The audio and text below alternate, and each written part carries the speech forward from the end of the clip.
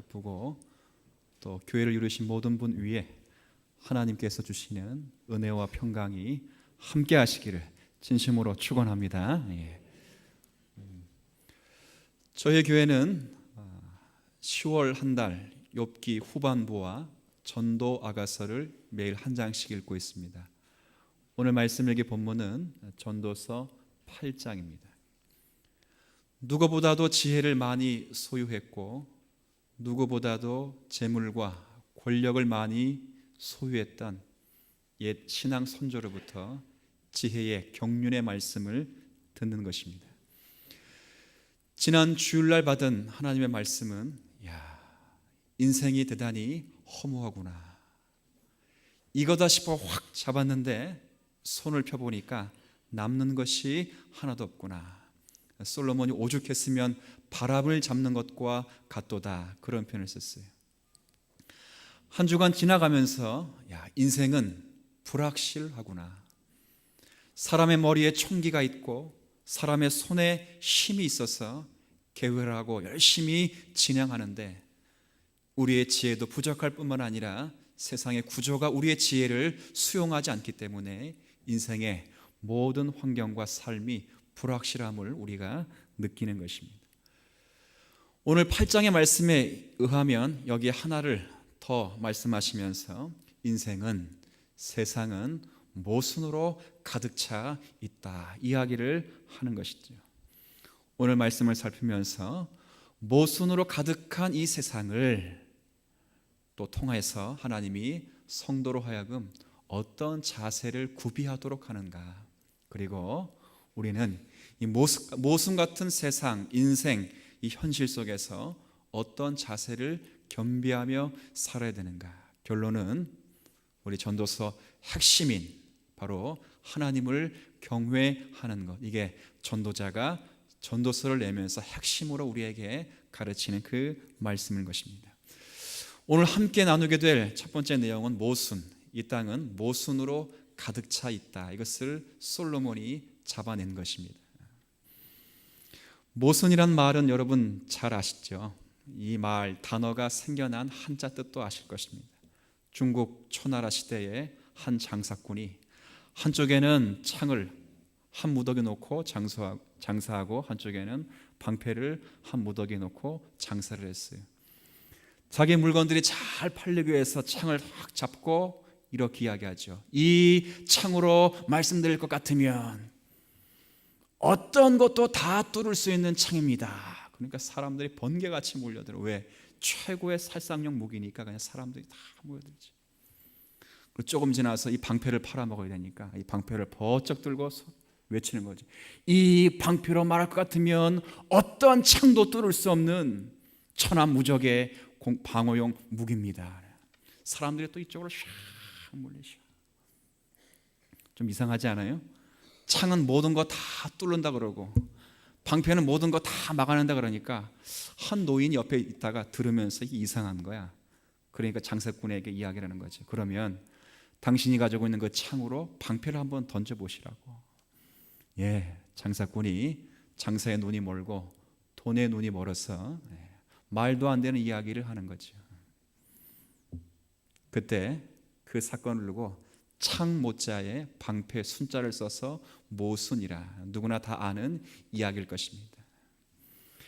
어떤 현실, 어떤 사실, 어떤 형편이 앞뒤가 맞지 않는 상황을 두고 모순, 이렇게 보면 모순.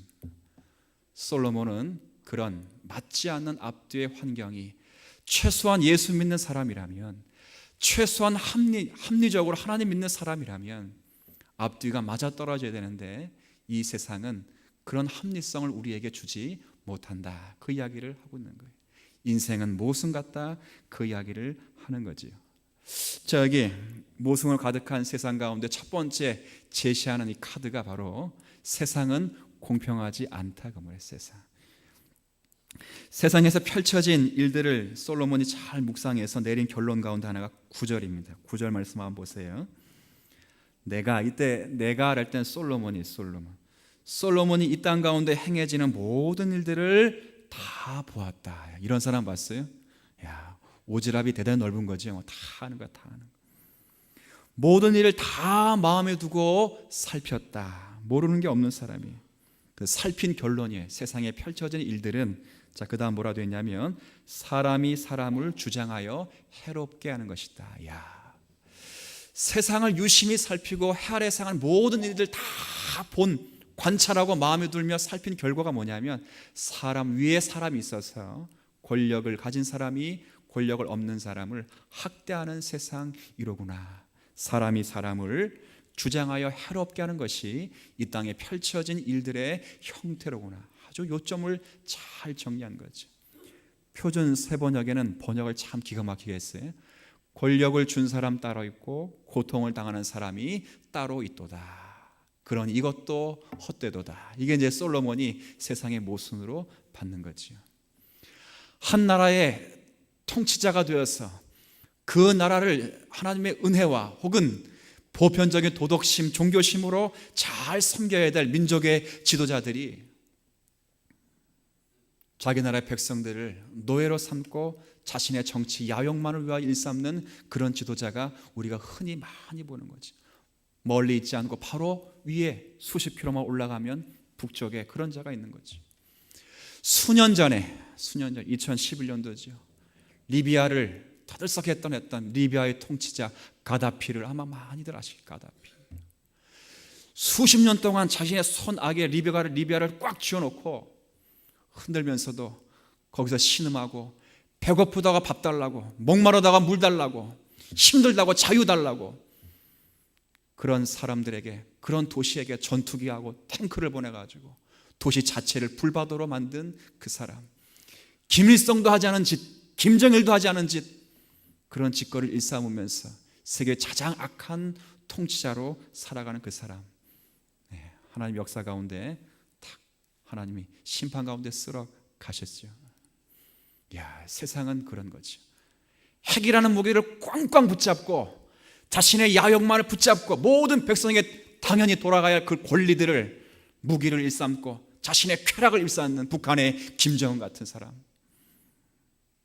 지도자뿐만 아니라 이 땅 가운데 사는 사람들, 자신의 욕망과 야욕을 위하여, 자신의 이름을 내기 위하여 사람들을 이용하고 달콤한 말로 속이고 그 배후에서 조종하고 하는 모든 사람들, 여기 바로 세상 이치는 그런 것이다. 솔로몬이 그것을 알아낸 것입니다. 근데 문제는, 더 재밌는 것은 10절에 10절. 죽으면 다 똑같다. 죽으면. 자, 10절 말씀 한번 같이 읽어보시죠. 시작. 그런 후에 내가 본즉 악인들은 장사 지낸 바 되어 거룩한 곳을 떠나 그들이 그렇게 행한 성읍 안에서 잊어버린 바 되었으니 이것도 헛되다. 이 말은 뭐예요? 그렇게 악한 자가 있어가지고 사람들은 그 악행을, 학대를 받았잖아요. 고통을 받으니까 평생 그 사람 이름 안 잊어먹을 것 같은데 죽으니까 다 잊어먹어 주니까. 보세요. 지난 2년 전에 근 2달 내내 9시 뉴스에 톱뉴스로 나왔던 가다피 다 잊어먹었잖아요. 오가피는 들어봐도 가다피는 못 들어봤죠.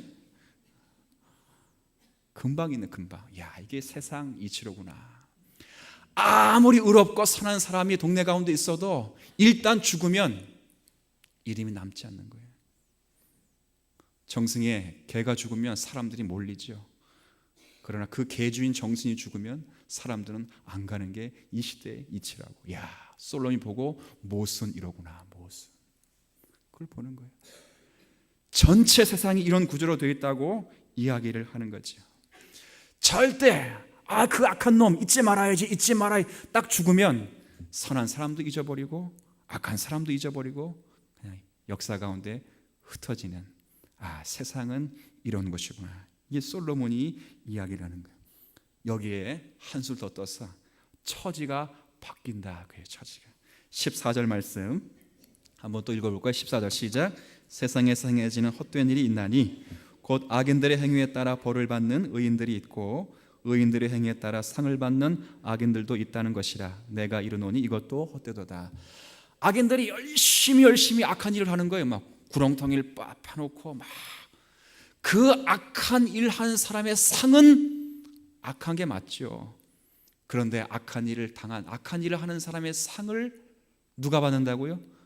착한 일 하는 사람이 받고, 착한 일 하는 열심히 의인들이 착한 일하고 착한 일하고 착한 일 하는데 착한 사람이 받아야 할 그 상을 누가 받는다는 거예요? 지금 악한 사람이 받는다 그 말이에요. 야, 세상에 뭐 이런 경우가 있는가? 그 이야기를 지금 하고 있는 것입니다. 여기에 조금 더 이야기하면 7장, 자, 어제 말씀을 읽고 한번 돌아가 보실까요? 7장 15절. 이런 경우도 있는 거예요. 비슷한 내용이 7장 15절 한번 같이 읽습니다. 시작. 내 허무한 날을 사는 동안 내가 그 모든 일을 살펴보았더니 자기의 의로움에도 불구하고 멸망하는 의인이 있고 자기의 악행에도 불구하고 장수하는 악인이 있더라. 뭐 그런 경우가 있는가? 악인들은 더 잘 살고 의인들은 하나님 말씀대로 사는데 더 못 살고 힘들고 괴로움을 당하고 어려움을 당하고. 야, 세상 참 요지경이다. 솔로몬이 지금 그 이야기를 하는 것이죠. 왜 이런 악한 일이 자행되는가? 다시 8장 돌아오시면 11절에 11절. 자, 11절 말씀 한번 같이 읽습니다. 악한 일에 관한 징벌이 속히 실행되지 아니하므로 인생들이 악을 행하는데 마음이 담대하다. 이런 일이 계속 발생한 이유는 다른 게 아니에요. 악한 일을 저지르는 자에게 심판이 임하지 않는다 그 말이에요. 저 정도면 두드려 맞아야 되는데 하나님께서 놔두신다 그 말이에요. 야, 그러니까 악한 자가 악을 저질러 놓고도 이게 악한 일인지 모른다 그 말이죠. 악을 저질렀는데 하나님이 건들지 않아. 돈 갖고 장난치고 권력 갖고 장난치는 하나님이 건들지 않으셔. 그러니까 악한 자가 자기가 잘하는 줄 알고 점점 사람을 향하여 학대하고 억압하는 일. 세상은 참으로 희한한 세상이로구나. 참 그런 일이 인생의 모순은요, 솔로몬 보는 게 아니고 우리도 겪는 거죠. 저희 주변에 있는 것입니다. 하나님을 열심히 잘 믿고 하나님 열심히 섬기는 집사님 네 분이 토끼 같은 어린 자식 놔두고 생을 떠나는 그런 집사님 네 분도 제가 만나보는 거예요. 한 자녀를 하나님의 말씀 안에서 키우기 위하여 선물로 받고 기도하고 말씀으로 잘 양육하는데 그 어린아이가 급사해버려. 급사. 뭔가 참 인생은 모순이죠. 하나님, 저 사람은 최소한 복을 주셔야죠. 저 사람은 최소한 재물을 주셔야죠. 최소한 저 사람은 합격시켜 주셔야죠. 근데 그 사람 실패하고 어려움을 당하고 고통을 당하죠. 야, 믿을 수 없는 거예요. 믿을 수. 악한 자가 망하고 의인이 잘 되는 것이 참 좋을 것인데 세상은 그렇게 가지 않는 것입니다. 이럴 때 솔로몬이 인생의 기쁨에 대해서 고민하고 그 깊은 곳에서 우리에게 답을 준다고. 답을 나중에 이야기하겠지만, 그러나 이 고민 속에서 이 고민을 미리 해본 시편의 기자가 있어. 기자. 시편의 그 글을 먼저 읽고 한번 우리가 말씀을 좀 생각해 봅니다. 시편 73편입니다. 한번 보시죠. 솔로몬과 같은 고민했던 인생의 성도가 한 분 계십니다. 시편 73편.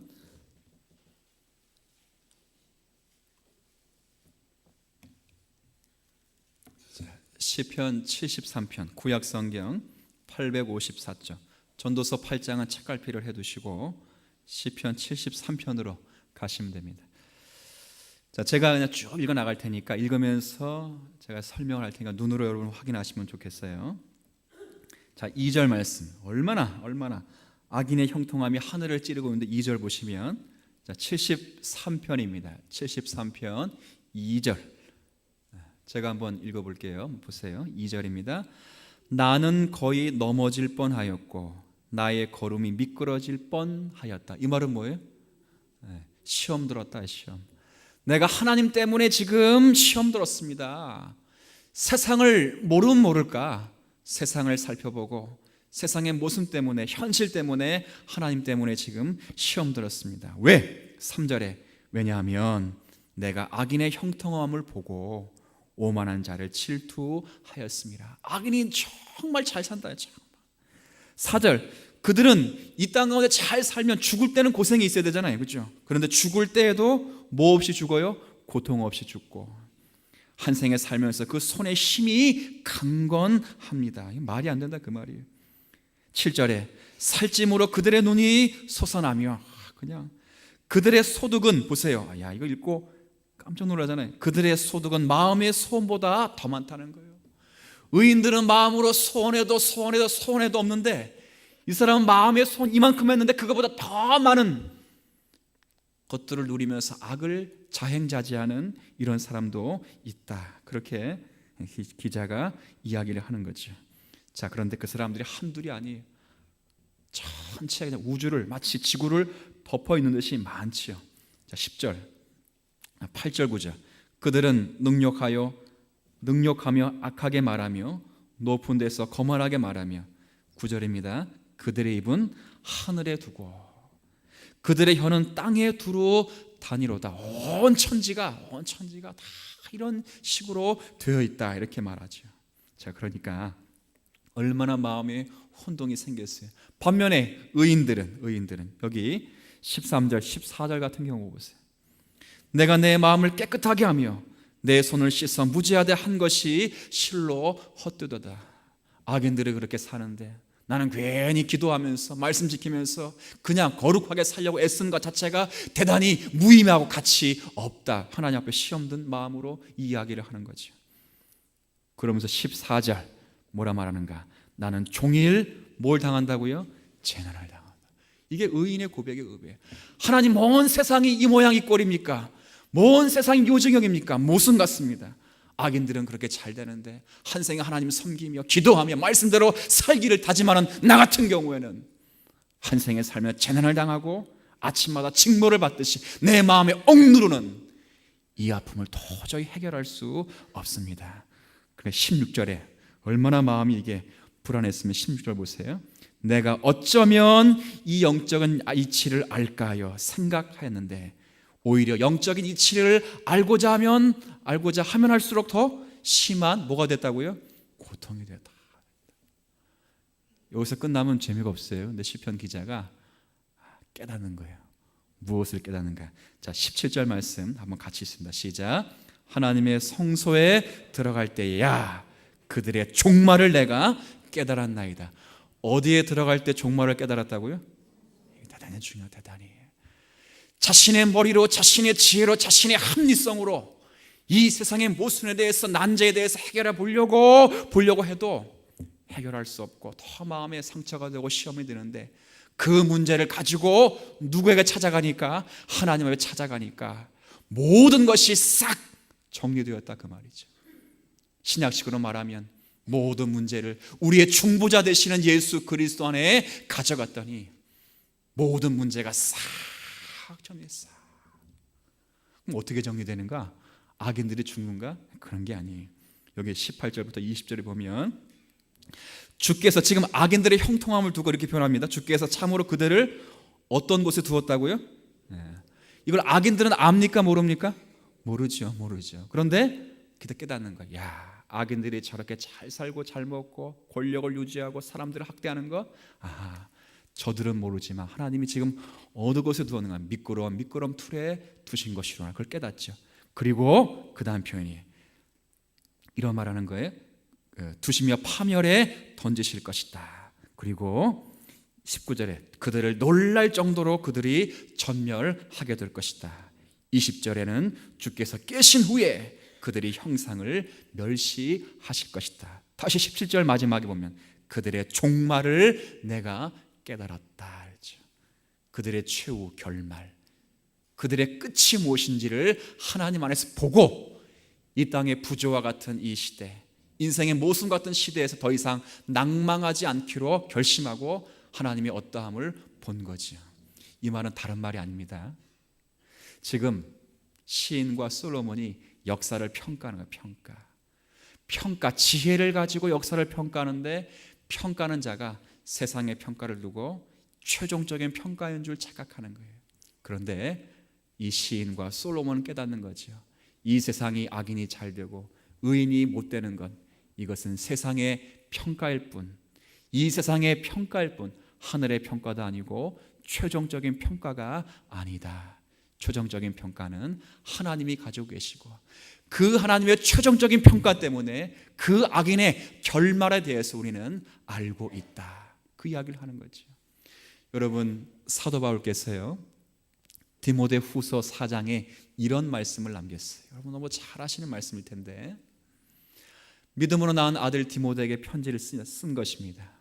로마 황제 때문에 고난을 당하고 로마 감옥에 갇혀서 사형 선고를 언도받고 자신의 죽을 날을 받아놓고 믿음으로 낳은 아들 디모데에게 편지를 쓰는 거죠. 디모데후서는 그래서 사도 바울의 마지막 편지의 마지막 편지를 쓰면서 그 가운데 사랑하는 디모데에 그런 말을 합니다. 제가 좀 읽어드릴게요. 나는 선한 싸움을 싸우고, 그 얘기 아시죠? 나의 달려갈 길을 마치고 믿음을 지켰습니다. 나는 선한 싸움을 싸우고 달려갈 길을 마치고 나는 믿음을 지켰습니다. 이제 후로는 나를 위하여 의의 면류관이 예비되었는데 누가 주시는가? 주 곧 의로우신 재판장 그분께서 내게 주실 것입니다. 내게만 주실 것이 아니라 주의 나타나심을 사모하는 모든 자에게 동일하게 그 의의 면류관을 의로우신 재판장이 주실 것입니다. 그 말하죠. 자, 이게 왜 중요하냐면 여기 주님을 가리켜 뭐라 지금 부르고 있어요? 의로우신 재판장. 지금 세상 법정에 서서 세상 평가에 맞춰서 자기는 사형 선고를 받고 로마 감옥에 갇혀 있는 거예요. 사람들은 다 끝이라 말하죠. 사람들은 더 이상 사도 바울의 미래가 없다 말하죠.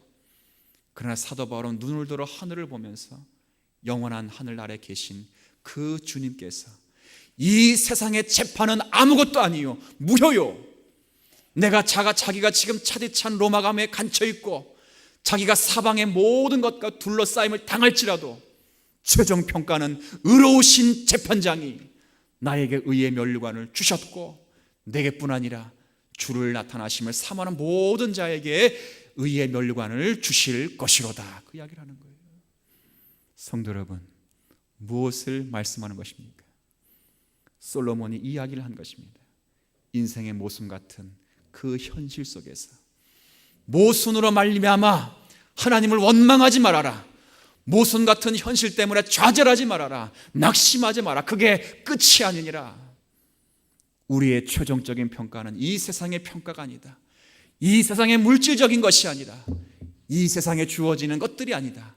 하나님만이 주실 수 있고 하나님만이 주시는 최종적인 평가가 남아있는 줄 알고 바로 그것을 사모하며 영혼을 기대하며 하나님을 경외하며 살 것을 우리에게 당부하는 그런 말씀이 되는 것입니다.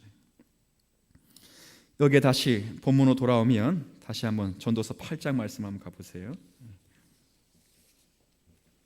솔로몬이 이제 여기 하나 더 들어서 이런 이야기를 하는 거야. 그런데 이 모순 같은 현실을 살아가면서 그래, 현실이 모순 같아서 의인들이 어려움을 당하고 악인들이 참 잘 먹고 잘 살면 최소한 의인들에게는 미래에 대한 보장을 줘요. 미래에 대한 보장. 물론 구원과 관계된 건 다 주어진 거죠. 그런데 구원과 관계된 거 말고 먹고 사는 거, 입고 있는 거, 권력 누리는 거, 그 정도에 대해서 다 알게 하셔야 되는데 의인에게조차도 장래일을 감추신다. 그걸 또 깨닫는 거예요. 자, 여기 말씀 한번 보시죠. 8장 7절입니다. 8장 7절 한번 같이 읽어볼까요? 시작. 사람이 장래일을 알지 못하나니 장래일을 누가 가르칠 자가 누구이냐이까. 최소한 악인들이 잘 먹고 잘 살고 의인들이 힘들고 고난을 당하면 최소한 의인들에게는 그래 앞으로 몇 년 몇 월 며칠에 어떤 시에 어떤 일이 있고 다 알려주셔야 되는데 의인들에게조차도 장래일을 꽁꽁 감추신다 그 말이에요. 17절에도 보세요.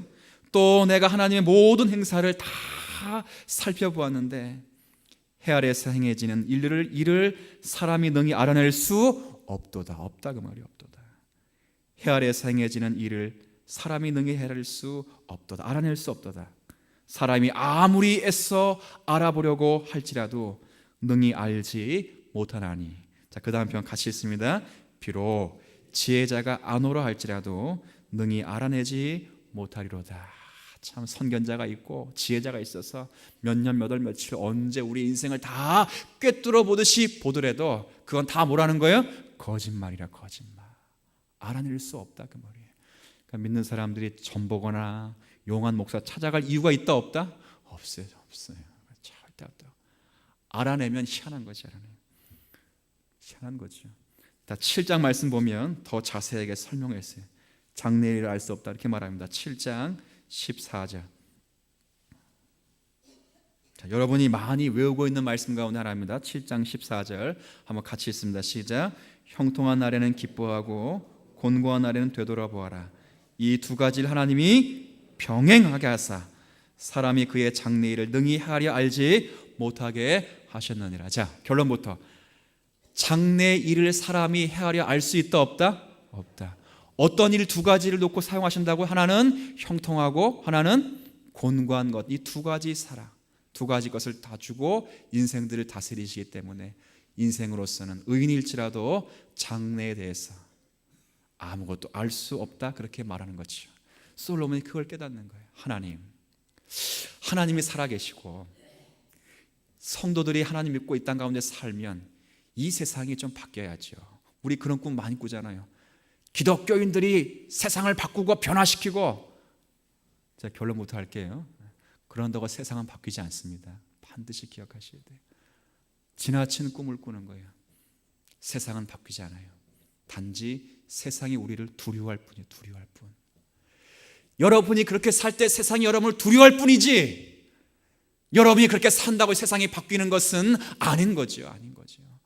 지금 솔로몬이 그 사실을 깨닫고 하나님이 살아계시고 이 땅에 의인들이 많은데 왜 의인들은 어려움을 당하고 악인들의 잘 먹고 잘 살 권세를 누리고 왜 사람이 사람을 주장하여 해롭게 하고 의인들의 괴로움 가운데 신음 가운데 이 시대를 살게 하십니까? 그렇게 살게 하시면 장래일까지 훤히 꿰뚫는 지혜를 주셔서 자기 인생사를 잘 알도록 하셔야지 왜 장래일까지 꽁꽁 묶어두셔서 우리의 앞길도 모르게 만드십니까? 이게 솔로몬의 질문이에요. 질문. 답을 좀 미리 내자면 다른 데 있지 않아요. 다른 데 있지 않다고. 여러분 혹시 제가 한 주석가의 설명을 듣고 참 재밌게 풀었다 그 생각이 들어서 좀 소개할게요. 지금이 만약에 월드컵 시즌이라고 한번 해봅시다. 월드컵 시즌이에요. 근데 4강전에서 일본과 우리나라가 만났어요. 새벽 3시 30분에. 자, 잠을 자는 겁니까? 안 자는 겁니까? 주무신다네 이쪽은 또. 그래, 잠을 주무신 분도 계시겠지만 축구 좋아하시는 분은 잠을 자겠어요? 안 자겠어요? 안 자죠. 그 다음날 회사 가든 뭐하든 학교 가든 간에 일단 보고 가는 거예요. 보고 다. 그렇죠. 얼마나 조바심 내고 보겠어요? 그렇죠. 집중하면서 함께 울고 함께 웃고 함께 기뻐하고 함께 화나고 화장실도 제대로 못 가고 먹는 것도 절제하면서 열심히 그 경기에 집중. 근데 그 경기를 하루가 지나고 녹화된 경기를 본다고 그러고 있어요. 자, 현장감이 있습니까? 떨어집니까? 떨어지는 거죠. 이미 승패를 다 알고 있어요. 다 알고 있다고. 그러니까 집중도 떨어지고 산만하죠. 바로 그와 같이 하나님께서 의인일지라도 우리의 인생사를 측량할 수 없게 하신 것은 하나님께 집중하기 위함이다 이렇게 표현했어요. 얼마나 멋진 표현입니까? 모순 같은 현실, 모순 같은 세상, 앞뒤가 맞지 않는 처지, 하나님이 살아계시면 그럴 수가 있느냐고. 성도라면 이렇게 살아도 되는 거냐고. 그렇게 실문하고 하나님 원망할 때 하나님은 그래, 그런 것도 내가 좌지우지해서 성도들로 하여금 나로 하여금 집중하도록 하게 하시는 나의 특별한 배려이니라 라고 말하는 하나님의 놀라우신 신앙적인 차이를 우리가 이해를 해야 하는 거죠. 저는 이 말씀을 읽으면서 그런 생각을 하게 됩니다. 그러면 성도는 이런 모순 같은 현실, 이해되지 않는 이런 현실 속에서 어떤 자세로 살아가야 되는지에 대한 요청을 받는다, 그런 생각을 하게 되죠. 그건 다른 것이 아니라 하나님을 경외하도록 하는 원리인 것입니다. 이것이 솔로몬이 전도서에서 유심히 우리에게 이야기하는 내용이에요. 난제 앞에 난제를 해결하기 위해서 애쓰지 말아라. 하나님의 손 안에 있는 것이다.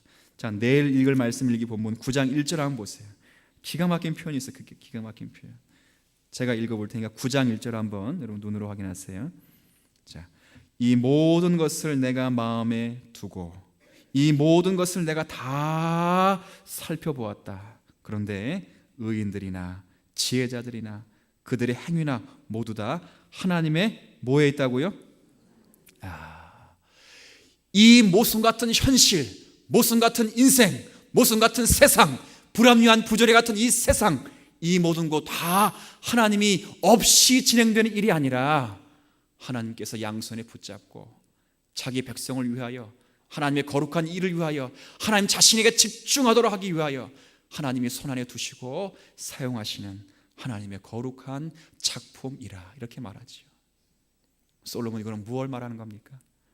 인생의 모순 앞에서 지나치게 낙심하거나 그것 때문에 좌절하거나 그것 때문에 마음의 의심을 품지 말고 그런 현실을 만날 때 마치 시편 기자가 성소 안에 들어가듯이 솔로몬은 그 문제 앞에 하나님께 집중하여 하나님을 경외하는 자로 살라 그렇게 이야기를 하죠. 그러니까 여기 12절 같은 경우 다시 8장 12절입니다. 그러니까 이렇게 이야기를 하는 거예요. 8장 12절에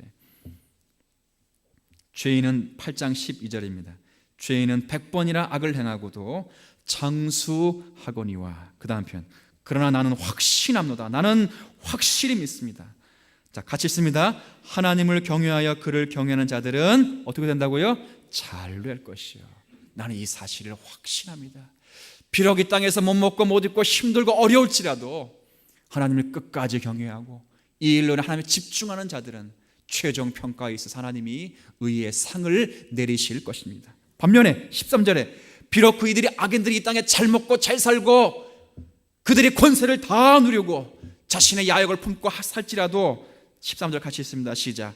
악인은 잘 되지 못하며 장수하지 못하고 그날이 그림자와 같으리 이는 하나님을 경외하지 아니하기 때문에 그렇습니다. 비록 그럴지라도 최종적인 하나님의 평가는 이 땅의 그림자와 같은 것으로 평가가 될 것입니다. 솔로몬이 이 세상을 보지 말고 이 세상 넘어 계셔서 우리를 평가하시는 하나님의 평가, 최종적인 평가를 듣고 이 세상에서 우리의 끝이 무엇인지를 알고 현실 속에서 홀미한 일을 만날지라도 하나님을 집중하며 살 것을 기대하는 거죠. 그럼 이렇게 말할 수 있어요. 이렇게 물어볼 수도 있죠. 그럼 목사님 좀 질문 하나 합시다. 뭐요? 하나님 집중하면 하나님 책임져 주십니까? 그렇게 물을 수 있어요. 하나님 집중하면 이런 모순 같은 현실 속에서 하나님 안에 집중하면 하나님이 그럼 당신의 우리의 인생을 책임져 주시는 겁니까? 여기에 뭐라고 말할 수 있어요? 예, 맞습니다. 하나님 우리를 책임져 주십니다. 제가 지난 한 주간 말씀을 읽으면서 이 말씀을 갖고 제가 힌트를 얻었어요. 자, 뒤로 한번 다시 넘어가 봐요. 전도서 4장입니다. 4장에 보면 3장입니다. 전도서 3장에 보면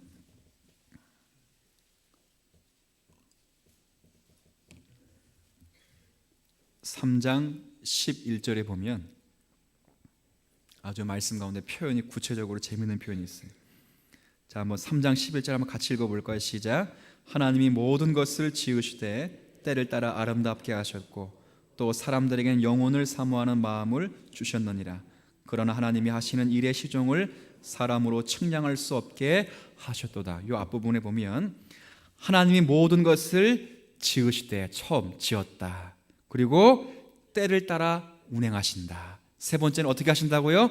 아름답게 하신다. 이 세 단어가 하나님이 우리를 적절히 사용하신다는 대한 답이죠. 하나님을 경외한 하나님 어떻게 하십니까? 예, 하나님께서 지으시고 때를 따라 아름답게 하십니다. 이 세 단어가 하나님의 어떠하신 우리에게 잘 소개하고 있는 본문이에요. 우선 지으다, 짓다. 이 짓다라는 말은 창조하다, 만들다 그런 표현만 있는 것이 아니라 행하신다, doing이라면 doing, 행하신다라는 뜻이 있어요. 그래서 하나님께서 모든 것을 행하십니다. 하나님 모든 것을 주관하시고 통치하시고 다스리십니다. 두 번째, 뭘 따라서요? 때를 따라 하신다. 때. 그러니까 3장 1절부터 10절까지 가요. 때라는 말이 29번 등장해요. 29번. 근데 그 때를 지정하시는 분은 누구라는 거예요? 하나님이시 하나님. 2절 보세요. 날 때가 있으면 무슨 때가 있어요? 여러분 가운데 난 몇 년 몇 월 며칠 날 어느 나라 누구 밑에 땅 태어나겠다. 그래서 태어난 사람 아무도 없다고. 아무도. 그렇지 않겠어요? 나는 언제 몇 월 며칠 몇 시에 죽겠다. 아무도 없다. 그 때를 정하시는 분은 하나님이시다. 더 자세히 4절, 울 때가 있고 웃을 때가 있고 슬퍼할 때가 있고 춤출 때가 있는데 이것도 때를 적당히 조정하시는 분이 누구라고요? 하나님이시라는 거예요. 6절에 찾을 때가 있고 잃을 때가 있고 지킬 때가 있어요. 그러나 잃어버릴 때가 모든 것이 있을 때 이것도 하나님이. 사랑할 때가 있고 미워할 때고 전쟁할 때가 있고 평화가 있을 때도 이 모든 때를 적절히 주장하시는 분이 하나님이시라. 하나님이에요. 참 놀라운 말씀이에요. 근데 어떻게 하시는가? 11절 세 번째 단어처럼 어떻게 하시냐면 아름답게 하신다. 아름답. 이게 대단히 중요한 거예요. 모든 것을 행하시는데 어떻게 때를 따라 행하시는데 어떻게 하신다고요? 아름답게 하신다고. 아름답게. 이게 우리가 믿음으로 받아야 될 내용이죠. 아름답게 한다는 말은 다른 것이 아니라 적절히 행하신다. 그리고 정확하게 행하신다. 정확하게. 이 말은 어디에서 사용된 말이냐면요, 솔로몬이 열왕기상 6장에 보면 성전을 건축해. 성전. 근데 성전을 건축하는데 아주 신비롭게도 성전에서 망치 소리가 안 나. 망치 소리가. 도끼 소리도 안 나고 연장 소리가 안 나. 여러분 이 예배당 짓는데, 집을 짓는데 소리 안 나는 거 봤어요? 두드리는 소리, 깨는 소리, 붙이는 소리, 박는 소리 다 들리죠. 자르는 소리. 그런데 성전을 짓는데 아무 소리가 안 나. 그냥 턱턱턱턱 올리는 소리만 들려. 왜 그러는가? 보니까 돌들을 애초에 그 고향에서 떼어올 때에 정확하게 치수를 재서 띄워하기 때문에 거기서 미리 자르고 깎고 모양을 만들어서 성전 건축에는 붙이기만 하고 탁탁탁탁. 그러니까 당연히 소리가 안 나는 거죠. 거기서 쓰인 단어예요. 거기서 아름답게 하셨다는 것은 바로 그 돌들처럼 탁탁 맞추어서 정확한 시기에 하나님 보시기에 적당하게 우리를 사용하시고 환경을 사용하신다는 거예요. 우리는 지금 그런데 하나님은 조금 그러고, 우리는 막 그러면 하나님은 기다려라 말씀하시고, 정확하게 적당히 그렇게 하신다는 거죠. 그러니까 모순 같은 이 현실 속에서도 하나님이 모순 같은 현실을 사용하셔서 성도가 어떤 자세를 가지며 살아야 될 것을 교훈하고 있는 그런 말씀이죠. 결국 이 땅 가운데서 이런 불만과 원망이 있으면 안 된다라고 이야기하는 그런 내용인 것입니다. 어렵지 않아요. 부부 가운데 이야기를 하면 부부, 하나님께서 때를 따라 지으시는데 아름답게 하신다. 부부 관계만 살펴보면 돼. 좋을 때는 한없이 좋은 게 부부관계인데 나쁠 때는 한없이 나쁜 게 이게 부부관계. 노래도 얼마나 성경적인 노래가 있어요. 님이라는 글자에 점 하나 붙이면 어떻게 되죠? 남이 되고, 남이라는 글자에 점 하나 띄면 뭐가 됩니까? 거의 성경을 필사하듯이 했던 그 노래가 있잖아요. 그런 거예요. 그런 거. 그런데 하나님께서 나를 만들기 위해서 가장 적당히 붙여주신 분이 누구라고요? 내 아내요, 내 남편이라는 거예요. 자녀도 마찬가지예요. 저 원수 같은 건 내가 나와서 미역국 먹은 게 한탄스럽지 그렇게 할 필요가 없다는 거예요. 가장 정확한 자리에 마치 돌을 연장 다 쪼개서 거기에 붙이듯이 아름답게 내 가정에 보내신 하나님의 예비된 성도의 성도. 그렇죠? 그렇게 받는 거죠. 교회 속에 저 사람은 없으면 되겠는데 했던 그 사람이 나를 만들기 위하여 하나님께서 붙여주신, 적당한 때에 아름답게 두신 하나님의 거룩한 작품이래요. 작품. 이해가 되십니까? 그런 것이죠. 때를 따라 아름답게 행하시는 하나님. 이 세상에 부조화 때문에, 모순 때문에 우리는 갈팡질팡하며 때로는 원망하며 난제를 풀어보려고 이렇게 저렇게 발버둥치는 그때에 솔로몬은 거기에 너무 좌지우지되지 말고 그것은 하나님의 손에 있을 뿐 하나님을 경외하며 그분을 보아라. 그분이 지으실 때 때를 따라 아름답게 적당히 우리를 하나님의 거룩한 섭리의 손길로 만들어 가실 것이다. 우리가 할 일은 그분을 경외하며 그분의 계명을 지키며 그분의 섭리하심과 운행하심을 믿고 나아가라. 그렇게 이야기하는 거죠. 오늘 그 말씀이죠. 야곱 같은 이야기를 좀 한번 드리면 조금 이해가 될 것 같습니다. 이 이야기를 드리고 마치죠.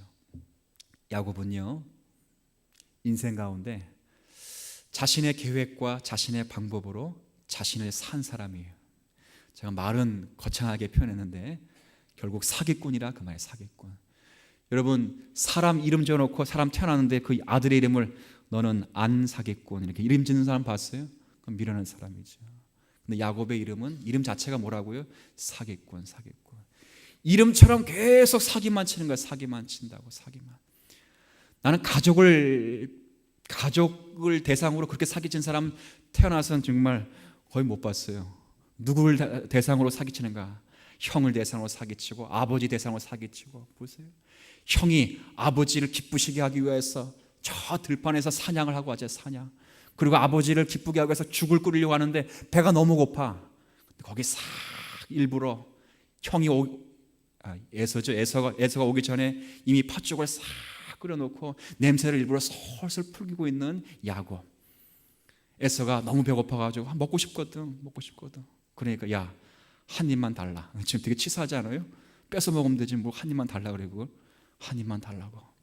야곱이 얼마나 꾀를 냈어요. 무슨 꾀를 내요?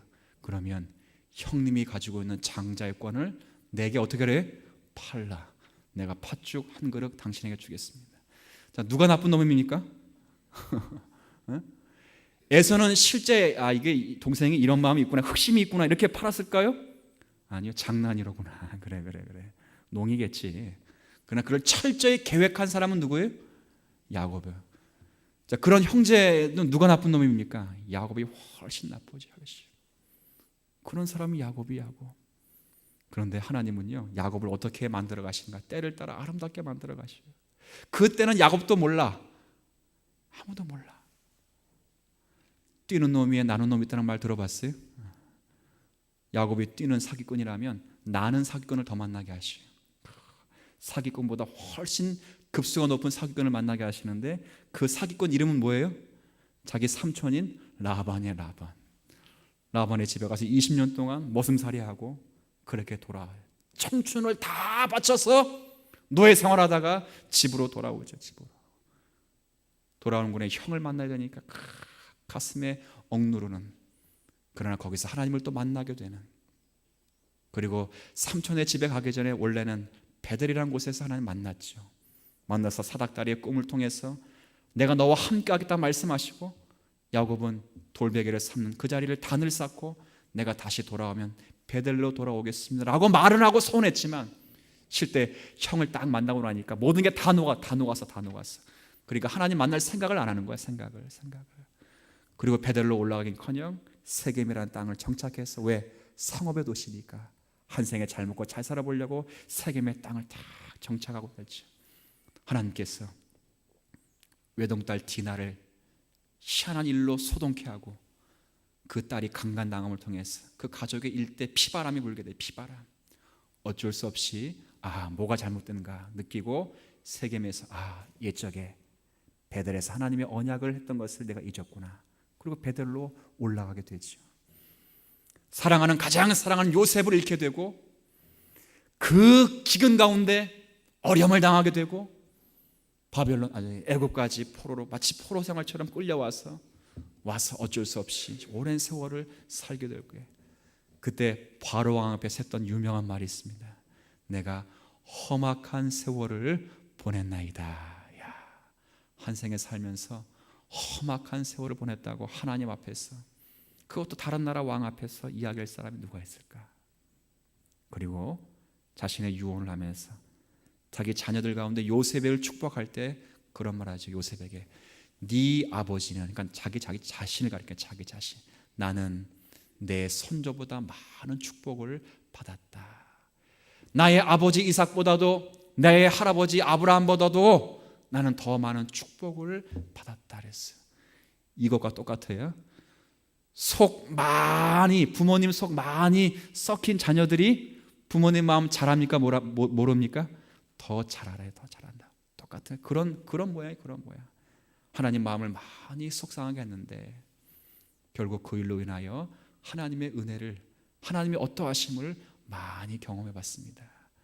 돌고 돌아서 결국 다시 와보니까 하나님의 손길이었고 모든 것이 하나님께서 만드신 것인데 나와는 관계없이 때를 따라 아름답게 적절히 운행하시는 하나님께서 인생을 그렇게 다스려 가신 것입니다.